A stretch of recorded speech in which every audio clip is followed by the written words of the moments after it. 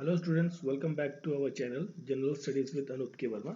तो हम लोग जो है इस पर्टिकुलर सेक्शन में यूपी पीएससी के जो प्री एग्ज़ाम होना है आपका, उसके लिए प्रैक्टिस सेट लगा रहे हैं। और इसकी एग्ज़ाम डेट आप सभी को याद ही होगी, है ना। कौन सी डेट है इसकी? 12 जून।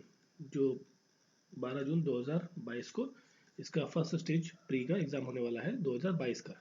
ठीक है, तो अभी तक हमने इसमें 3 सेट्स कवर कर लिए हैं और आज के जो वीडियो होगा उसमें हम सेट 4 देखने जा रहे हैं प्रैक्टिस सेट का। ठीक है, तो चलिए बढ़ते हैं अपने क्वेश्चन की तरफ। चलिए देखिए, पहला क्वेश्चन है हमारा, which schedule of the Indian constitution deals with languages.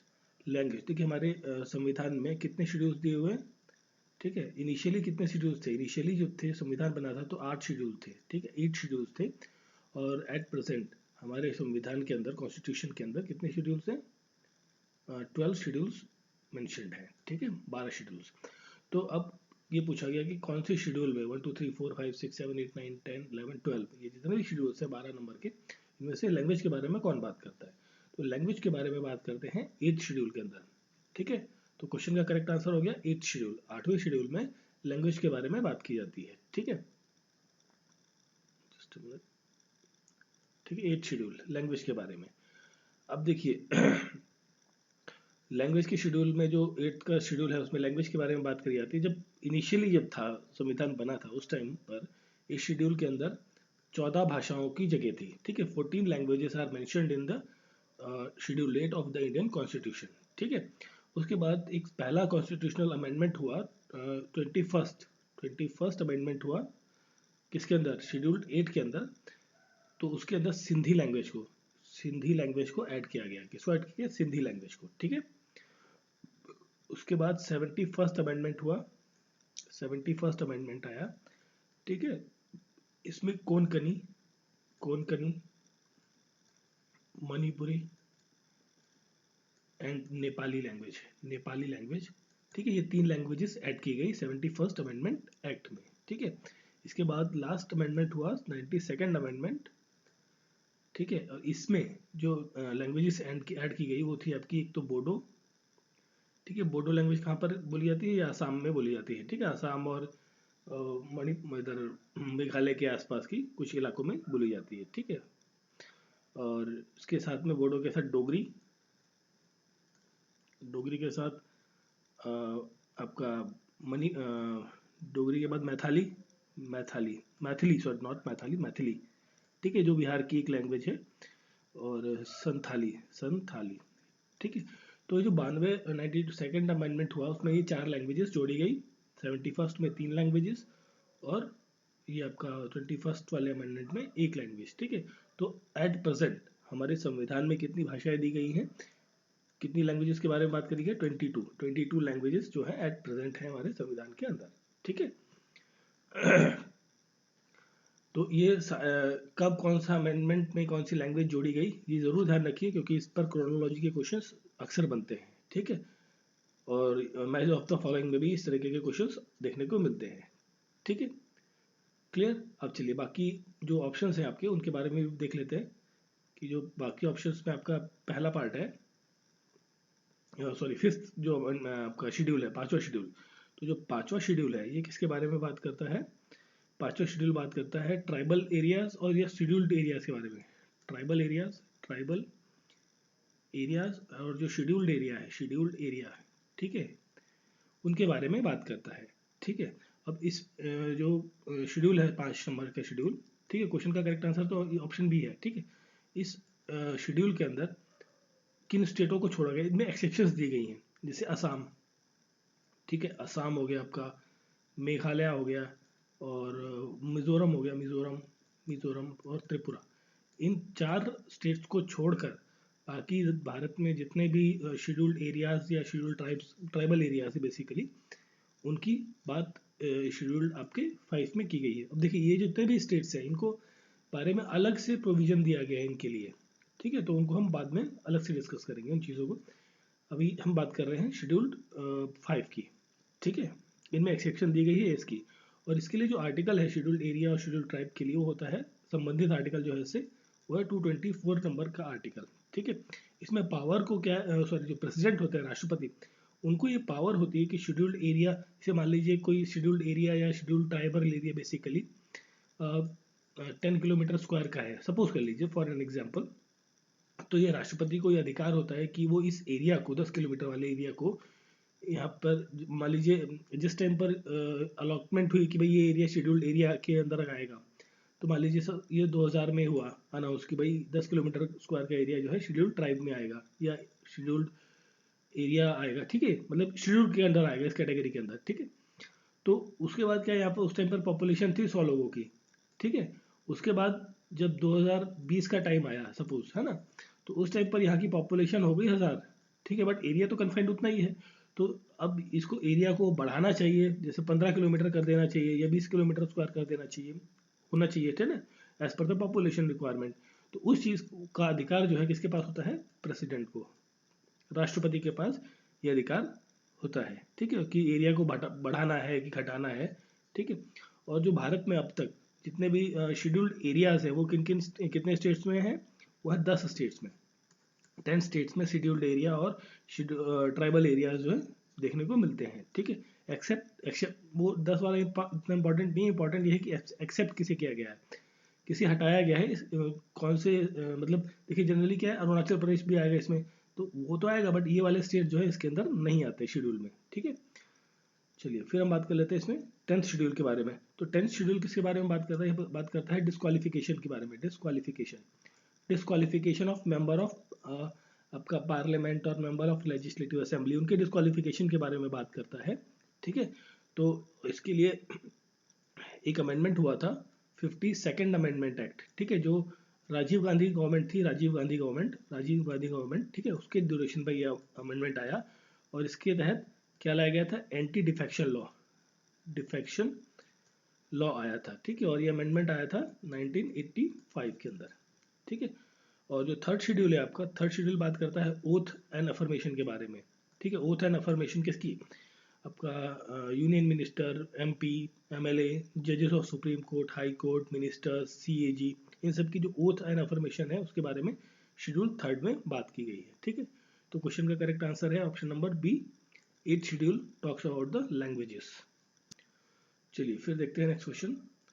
The 9th Asian ministerial energy round table conference to be held in 2022 will be hosted by which country, ठीक है। ये Asian ministerial energy round table conference होने वाली है, ठीक है, 2022 में। अभी इसकी डेट अनाउंस नहीं है, बट ये अनाउंस है कि भाई 22 में होगी। वो कब होगी, मोस्ट प्रोबेबली मई, जून या अप्रैल में, कभी भी हो सकती है। जब डेट आएगी तब हम उसके बारे में बात कर लेंगे, क्योंकि अभी प्रॉपरली डेट या मंथ कुछ अनाउंस नहीं किया कि कब करेंगे। तो 9th एडिशन होगा इस बार, ठीक है, एशियन मिनिस्टीरियल एनर्जी, ठीक है। इसका ग्रुप है बेसिकली, इसको कहते हैं IEF, ठीक है। ये होता है इंटरनेशनल एनर्जी फोरम, ठीक है। इसका 9th एडिशन इस बार मीट करेगा, ठीक है। तो ये इस बार कहाँ मीट करेगा, ये इसको होस्ट कौन करेगा ये पूछा गया है। तो इसको होस्ट करने वाला है कौन, भारत, ठीक है, इंडिया इसको होस्ट करेगा इस बार। और इसमें ये तो इस बार की बात है, इससे पहले जो मीटिंग हुई थी 2018 में हुई थी। तो वो 2018 में की जो मीटिंग हुई थी वो हुई थी अबू धाबी में, अबू धाबी के अंदर इसकी मीटिंग हुई थी 2018 के अंदर, ठीक है। और इस ग्रुप के अंदर 71 कंट्रीज जो है मेंबर है, 71 कंट्रीज जो है मेंबर कंट्रीज है इस ग्रुप के अंदर, ठीक है, क्लियर। तो अगर जब हम कुछ और चीज़ बात करें तो इंडिया की कैपिटल न्यू दिल्ली, नेपाल काठमांडू, बांग्लादेश आपका ढाका, और श्रीलंका की कैपिटल है जयवर्धनेपुरम कोट्टे, ठीक है, और कोलंबो, 2 कैपिटल्स हैं श्रीलंका की, ठीक है। चलिए नेक्स्ट क्वेश्चन है, when is the world day for international justice, ठीक है। इंटरनेशनल जस्टिस के लिए जो एक दिवस मनाया जाता है, ठीक है, इंटरनेशनल जस्टिस डे, वो ग्लोबली हर साल किस दिन मनाया जाता है, ये मनाया जाता है 17 जुलाई को, ठीक है। ये इंपॉर्टेंट डे के पॉइंट ऑफ व्यू से क्वेश्चन है, 17 जुलाई को ये मनाया जाता है। इसमें क्या किया गया कि मेकर्स ने एनर्जाइज किया कि जो मॉडर्न सिस्टम है of justice against international crime act, ठीक है, जो दुनिया भर में मतलब कोई क्राइम करता है किसी देश में, दूसरे देश में फिर वो भाग जाता है, तो उस चीज़ की रोकथाम के लिए, उनको पनिश करने के लिए ये एक अवेयरनेस कैंपेन चलाई जाती है इंटरनेशनल जस्टिस डे के रूप में, ठीक है। और ये 17 जुलाई को मनाया जाता है। और ये शुरू कब हुआ था? ये शुरू हुआ था 2002 में, ठीक है। फर्स्ट टाइम ये 2002 में स्टार्ट हुआ, ठीक है। और इंटरनेशनल क्रिमिनल कोर्ट फॉर्म हुई थी 2002 के अंतर्गत, इसी डेट में 17 जुलाई 2002 में, ठीक है। इंटरनेशनल क्रिमिनल कोर्ट, आईसीसी है ना, इंटरनेशनल क्रिमिनल कोर्ट जो है वो इस्टेब्लिश हुई थी 2002 में 17 जुलाई के अंतर्गत, ठीक है। और इस बार जो भी लास्ट ईयर 2021 था, इंपॉर्टेंट चीज़ है, 2021 की जो थीम थी एक्चुअली इस डे की पर्टिकुलर, वो थी social justice in the digital economy, ठीक है। देखिए हम जैसे जैसे डिजिटली बढ़ते जा रहे हैं तो उस तरीके से डिजिटली क्राइम्स और जो फ्रॉड्स हैं वो भी काफ़ी ज़्यादा बढ़ते जा रहे हैं, तो उसके अगेंस्ट ये कैंपेन चल रही थी। तो ये था इसका थीम भी इम्पोर्टेंट है, समटाइम्स बी आस्किंग पीएससी और अदर एग्जाम्स ऑल्सो। क्लियर? चलिए फिर आगे बढ़ते हैं। चलिए फिर देखते हैं next question. Who was the scientist who discovered blood circulation? Blood circulation को डिस्कवर करने वाले साइंटिस्ट कौन थे? वो थे विलियम हार्वे ने ब्लड सर्कुलेशन की बात करी, ठीक है। इन्होंने क्या देखा या फाइंड आउट किया, जो सर्च की, उन्होंने देखा कि जो आर्टरीज हैं बॉडी के अंदर, आर्टरीज, ठीक है, एंड वेन्स, ठीक, वेन्स, आर्टरीज एंड वेन्स जो है ये क्या करती हैं, एक कंप्लीट सर्कल बनाती हैं, कंप्लीट करती हैं क्या, एक सर्किट। जैसे आपको होता है ना इलेक्ट्रिकल में या इलेक्ट्रॉनिक्स में कि जो पर्टिकुलर सर्किट बनता है जिसकी वजह से करंट फ्लो होता है, उसी तरीके से आर्टरीज और वेन्स जो है वो एक सर्किट बनाने का काम कर रही हैं। और ये सर्किट जो है ये स्टार्ट कहाँ से हो रहा है? स्टार्ट कहाँ से हो रहा है? हार्ट से। और एंड कहाँ हो रहा है? खत्म कहाँ हो रहा है? वो भी हार्ट पे, ठीक है। मतलब ये आपका हार्ट है, ठीक, यहाँ से स्टार्ट हुआ और फिर ये स्टार्ट होने के बाद घूम फिर के वापस आया कहाँ पर? हर्ट पे, ठीक है। मतलब शुरू भी हर्ट से और एंड भी उसका हर्ट पर ही हो रहा है, ठीक है। ये इन्होंने ऑब्जर्व किया, फाइंड किया, ठीक है। तो ब्लड सर्कुलेशन, और हार्ट क्या करता है हमारा? ब्लड को पंप करने का काम करता है, ठीक है। ये एक्चुअली क्या थे, बेसिकली एक इंग्लिश मतलब ब्रिटिश वो थे आपके फिजिशियन थे, साथ में एंटोनोमिस्ट और फिजिशियन दोनों थे ये। और इन्होंने ये जो ब्लड सर्कुलेशन की चीज़ है ये कब खोजी? 1628 के अंदर, ठीक है। और इन्होंने काफ़ी ज़्यादा काम किया in the field of embryology के फील्ड में भी इन्होंने काफ़ी ज़्यादा काम किया। किसने? विलियम हार्वे, ठीक है। तो क्वेश्चन का करेक्ट आंसर है option number B, William Harvey. Next question है, whose book title I do what I do, ठीक है। ये बुक का टाइटल है, ये किस रिलीज हुई अभी, तो ये किस की द्वारा लिखी गई एक बुक है? ये लिखी गई है Raghuram, just a minute, Raghunath Rajan, ठीक है। रघुनाथ राजन के द्वारा, नॉट रघुनाथ, इट्स रघुराम राजन, ठीक है। ये स्पेलिंग थोड़ा मिस्टेक हो गई है, यहाँ पे करेक्ट कर लीजिएगा, रघुराम राजन, ठीक है। ये भारत के क्या है? फॉर्मर आरबीआई गवर्नर है, गवर्नर रह चुके हैं, फॉर्मर आरबीआई गवर्नर रह चुके हैं। और इनका जो टर्म पीरियड था वो कब से कब था?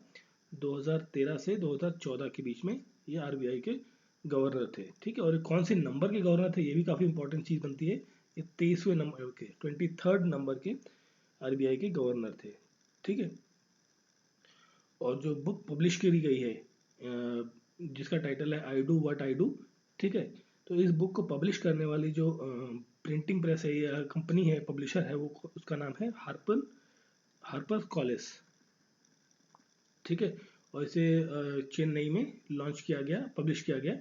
और इसको कब पब्लिश किया गया, लॉन्च की गई थी? 4 सितंबर 2017 के, 4 सितंबर 2017 में ये लॉन्च की गई थी, ठीक है।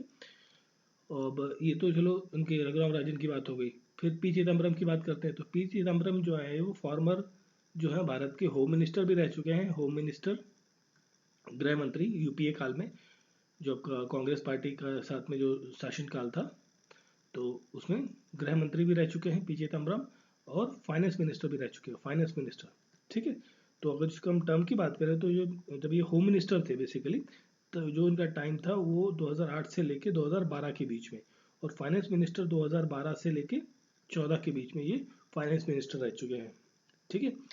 उसके बाद ये नाम है सुब्बा राव जी जो है ये भारत के एक्स गवर्नर है आरबीआई के, ये भी एक्स गवर्नर है। कौन से नंबर के? देखिए 23वें नंबर के ये थे, तो इनसे पहले थे ये 22 नंबर के। और वाई वी रेड्डी भी आपके आरबीआई के एक्स गवर्नर रह चुके हैं। ये इनका जो सीक्वेंस था वो था 21 नंबर के ये आरबीआई गवर्नर थे। ये 2003 से लेके 2008 तक आरबीआई के गवर्नर थे। और जो सुब्बा राव जी थे ये 2008 से लेके 2013 तक आरबीआई के गवर्नर रहे। ठीक है, तो क्वेश्चन का करेक्ट आंसर है रघुराम राजन। चलिए फिर देखते हैं नेक्स्ट क्वेश्चन। पूछा गया कि which state of India touches maximum state boundary. ठीक है, इन ऑप्शंस में से कौन सा स्टेट जो है वो मैक्सिमम बाउंड्री शेयर करता है दूसरे राज्यों के साथ में। ठीक है, तो इसका जो करेक्ट आंसर है वो क्या है, उत्तर प्रदेश। ठीक है, अब उत्तर प्रदेश किस किस के साथ बाउंड्री शेयर करता है, देखिए नॉर्थ वेस्ट की बात करें है ना, उत्तर पश्चिम में उत्तर प्रदेश के कौन है, नॉर्थ वेस्ट है ना, नॉर्थ वेस्ट डायरेक्शन में उत्तर प्रदेश के है आपका उत्तराखंड और हिमाचल प्रदेश नॉर्थ वेस्ट में। और हम सिर्फ वेस्टर्न डायरेक्शन की बात करें, वहाँ पर हरियाणा आपको देखने को मिलेगा, आपका एक यूनियन टेरिटरी दिल्ली भी आपको देखने को मिलेगी और साथ में राजस्थान। ठीक है, और साउथ में हम जाएं तो साउथ में एमपी। ईस्ट की बात करें तो ईस्ट में आपका झारखंड, आपका बिहार और छत्तीसगढ़। ठीक है, तो ये स्टेट्स आपके लगते हैं। और ये कई सारे स्टेट्स हो गए, देखिए 1 2 3 4 5 6 7 8 9 है ना, 8 आपके कितने क्या लग रहे हैं, स्टेट्स लग रहे हैं। और एक यूनियन टेरिटरी कवर हो रहा है। साथ में क्या है, एक इंटरनेशनल बॉर्डर भी हम शेयर करते हैं, किसके साथ, नेपाल के साथ। ठीक है, नेपाल की कैपिटल काठमांडू। ठीक है, और नेपाल में एक काफ़ी फेमस जगह लुम्बिनी, जो कि बर्थ प्लेस है किसकी, गौतम बुद्ध की। ठीक है, तो ये तो बात हो गई आपकी उत्तर प्रदेश की। उत्तर प्रदेश की कैपिटल लखनऊ, और किस रिवर के किनारे है, गोमती रिवर के किनारे। ठीक है, ओके, ये तो बात हो गई आपकी उत्तर प्रदेश की। अगर जो हम उत्तराखंड की बात करें तो उत्तराखंड जो है आपका करेक्ट आंसर है सी। ठीक है, उत्तराखंड। तो उत्तराखंड जो है किसके साथ बॉर्डर शेयर करता है, ये बात बॉर्डर शेयर करता है हिमाचल प्रदेश के साथ, फिर आपका हरियाणा के साथ और उत्तर प्रदेश के साथ। ठीक है, और साथ में इंटरनेशनल बॉर्डर ये नेपाल के साथ भी शेयर करता है। ठीक है, फिर हम कर्नाटक की बात कर रहे हैं तो कर्नाटक में नॉर्थ साइड में आपका गोवा, महाराष्ट्र, एमएच महाराष्ट्र। ठीक है, और उसके बाद फिर तेलंगाना तेलंगाना के बाद आंध्रा। ठीक है, और साउथ साइड में तमिलनाडु और फिर केरला। ठीक है, इतने स्टेट्स के साथ ये कर्नाटक आपका बॉर्डर शेयर करता है। और आंध्र प्रदेश जो है, आंध्र प्रदेश के साथ जो बॉर्डर लगने वाले हैं, जैसे कर्नाटक का बॉर्डर आंध्र प्रदेश के साथ लगता है, तेलंगाना का लगता है। ठीक है, और उसके बाद फिर उड़ीसा का बॉर्डर लगता है आंध्र प्रदेश के साथ में, और साउथ में तमिलनाडु के साथ। और एक और चीज़ लगती है बे ऑफ बंगाल। ठीक है, बे ऑफ बंगाल भी आंध्र प्रदेश के बॉर्डर के साथ लगता है, क्योंकि देखिए कोस्टल एरिया है, कोस्टल स्टेट है। ठीक है, क्लियर। तो सारे देखिए एक्चुअली क्या ना, ये कुछ इस टाइप के क्वेश्चंस काफ़ी ज़्यादा देखने को मिलते हैं, कई सारे एग्जाम्स में आता है कि भाई किस स्टेट के साथ कौन सा बॉर्डर लगता है, कितने नंबर्स है, ईस्ट में कौन है, नॉर्थ में कौन है। तो ये मैप को आपको काफ़ी ज़्यादा अच्छे से देखना पड़ेगा ताकि आपकी गलतियाँ ना हो उसमें, है ना, क्योंकि बहुत ईजी क्वेश्चन हो गए इस टाइप के। चलिए फिर देखते हैं नेक्स्ट क्वेश्चन। नेक्स्ट क्वेश्चन है, which of the following species are not in the list of IUCN। ठीक है, की लिस्ट में नहीं होता है। ठीक, IUCN में लिस्ट में नहीं है। अब वो देखिए, अब IUCN की बात आई तो IUCN की जो स्टैब्लिशमेंट हुई थी, स्थापना हुई थी, वो 1964 के अंदर हुई थी। ठीक है, और इसके अंदर कौन सी चीज़ें नहीं, हार्मफुल चीज़ें, जो हार्मफुल चीज़ें बेसिकली ये कैटेगरी जो अभी है ये IUCN की थ्रेट लिस्ट के अंदर नहीं आती। बाकी एक्सटेंशन, वल्नरेबल और एंडेंजर्ड जितनी भी स्पीसीज हैं, आइदर ऑफ प्लांट्स, एनिमल्स, ठीक है, और एक्वेटिक एनिमल्स, एक्वेटिक प्लांट्स, सभी जो भी नेचर में फाउंड मिलती हैं, जो भी जिनकी तादाद कम होती जा रही है या दयनीय है या बहुत ज़्यादा ख़त्म होने के कगार पर है या ख़त्म हो चुकी है, वो सारी चीज़ें आपकी IUCN की लिस्ट में डाली जाती हैं। तो इसको मेज़र करने के लिए 7 पॉइंट कैटेगरीज बनाई गई हैं जो कि है, पहला आपका जैसे डाटा डेफिशिएंट, जिनकी मतलब आपको डाटा है, कोई इन्फॉर्मेशन ये नहीं है कि है वो कितनी, है ना, कोई स्पीसीज है, मान लीजिए कोई स्पीसीज X है तो उसकी कितनी पॉपुलेशन है वो आपको पता ही नहीं, तो उसको आपने डाल दिया इस लिस्ट में। ठीक है, जिसके और दूसरा क्या हो गया, लीस्ट कंसर्न हो गया, ठीक है, जो कि लिस्ट का मतलब जो ऐसी चीज़ें जो नियर फ्यूचर अगले 5 साल में 10 साल में ख़त्म हो सकती हैं, ठीक है, और जो ख़त्म होने के कगार पर अगले 2 साल में ख़त्म हो जाएंगी, वो बहुत ज़्यादा वल्नरेबल है, इंडेंजर्ड है, क्रिटिकली इंडेंजर्ड है, एक्सटिंक्ट वाइल्ड्स है, या एक्सटिंक्ट नो लॉन्गर सर्वाइव, कौन सारी प्रजातियां या कौन सारे प्लांट्स जो है वो अब एग्जिस्ट ही नहीं करते, है ना। तो इस तरीके की जो चीज़ें हैं वो आपके IUCN की लिस्ट में डाले जाते हैं। और इसके लिए कौन सी लिस्ट होती है, एक होती है red data book, red data book, ये नाम ध्यान रखिएगा, काफ़ी इंपॉर्टेंट नाम है। रेड डाटा बुक में एक्चुअली जो भी ये लिस्टिंग है ये इसके अंदर की जाती है, ठीक है, IUCN की लिस्टिंग की जाती है रेड डाटा बुक के अंदर। तो क्वेश्चन का करेक्ट आंसर है ऑप्शन नंबर ए, हार्मफुल। चलिए फिर देखते हैं नेक्स्ट क्वेश्चन।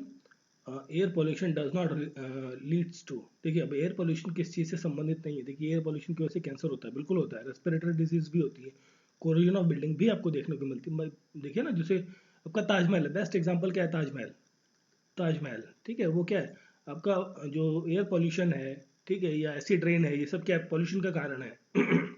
तो उनकी वजह से उसका जो शाइनिंग थी उसमें क्या डिटोरिएशन आ जाती है, देखने को मिलती है, ठीक। तो सांसों की बीमारी आपको देखने को मिलती है एयर पोल्यूशन की वजह से, कैंसर भी कई टाइप का होने के चांसेस रहते हैं, ठीक है। और इसमें क्या नहीं है पूछा गया, तो वो का तो करेक्ट आंसर है गैस्ट्रो इंटेस्टाइनल डिजीज, ठीक है।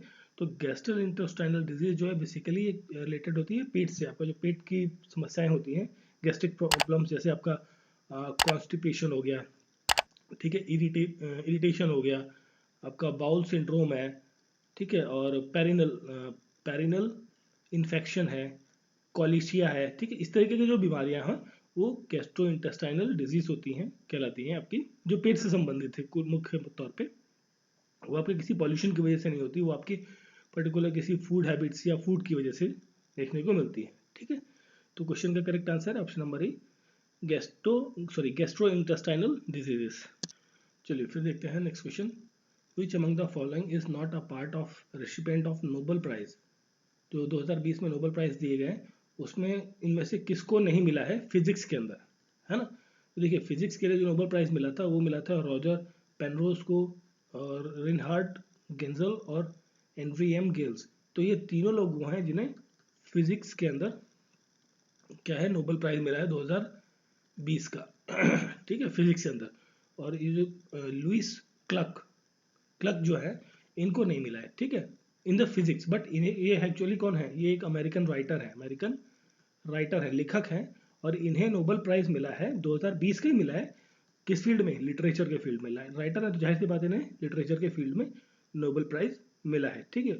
और इन्हें पुलित्जर जो अवार्ड होता है राइटिंग पत्रकारिता के फील्ड में, जर्नलिज्म के फील्ड में, पुलित्जर अवार्ड से भी उन्हें अवार्ड मिला है 1993 के अंदर, ठीक है। और इनकी कुछ इंपॉर्टेंट बुक्स के बारे में हम बात कर लेते हैं लुइस क्लक की। तो बुक्स का नाम है जैसे first born is the book written by Louis, और उसके बाद इन्होंने विलेज लाइफ नाम की एक पुस्तक भी लिखी है, ठीक है। फिर हॉर्न ऑफ मार्सलैंड भी इन्होंने लिखी है, ठीक है।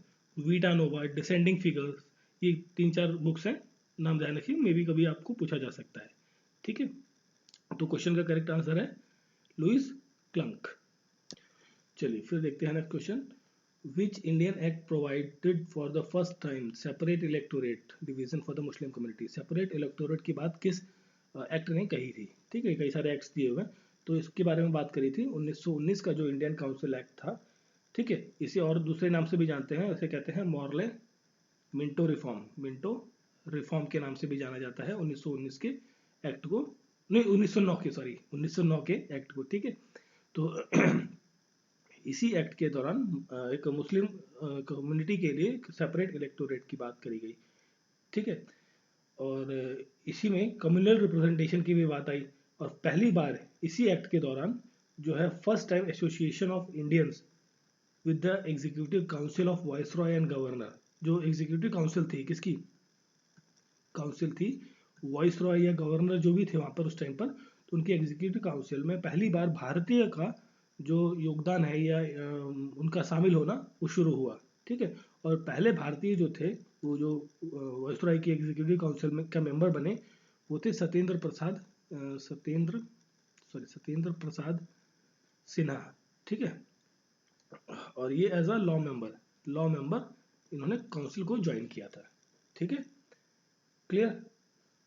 अब चलिए बाकी भी जो पार्ट्स है उनको भी थोड़ा सा देख लेते हैं। क्वेश्चन का करेक्ट आंसर तो आपको 1909 वाला का होगा, ठीक है। अब बाकी जैसे आपका रेगुलेटिंग एक्ट है 1773, ठीक है। ये क्या रेगुलेटिंग मतलब देखिए नाम ही बता रहा है आपको, रेगुलेट करेगा इसमें, ठीक है।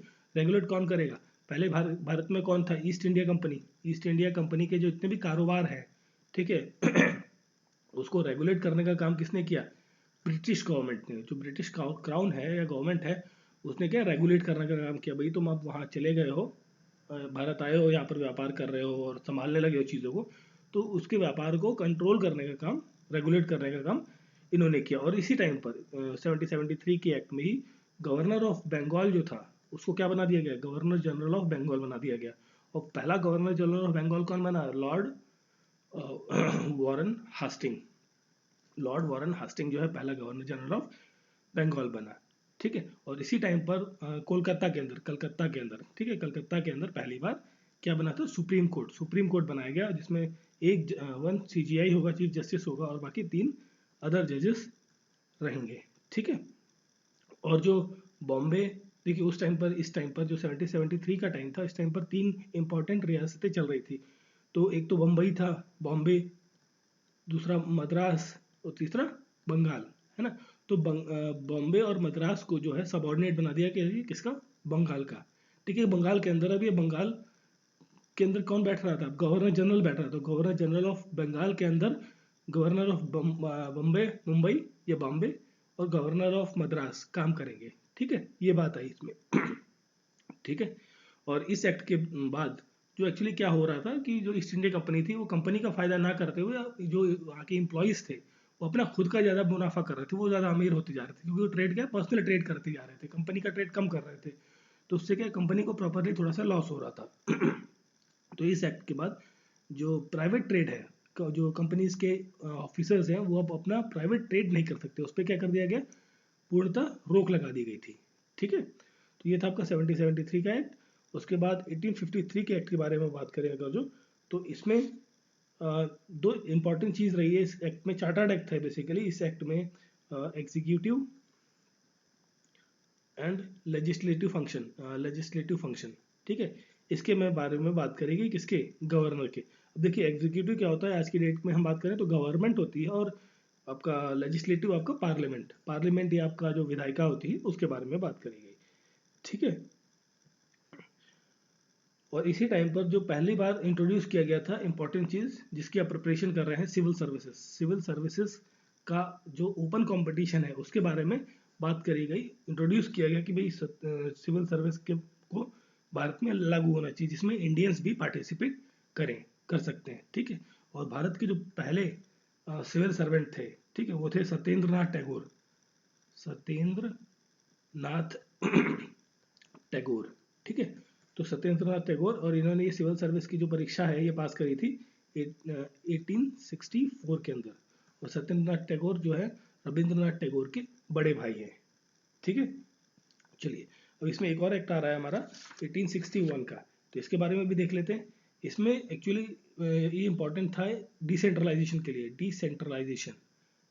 ठीक है। जो सेंट्रलाइजेशन हुआ था उसको डिसेंट्रलाइज कर दिया गया वापस। जो पावर्स थी एक्चुअली 1773 में आपने देखा था कि जो पावर्स है वो कहाँ गई? गवर्नर जनरल ऑफ बंगाल के पास चली गई, बंगाल के पास। उसके अंदर कौन आ गया? मद्रास और आपका बॉम्बे की प्रेसिडेंसीज या यहाँ के जो गवर्नर थे वो इसके अंडर आ गए। अब क्या कर दिया कि वापस पावर्स इनको दे दी गई। पहले पावर्स इनसे ले ली गई थी, अब वापस पावर्स इनको दे दी गई, ठीक है।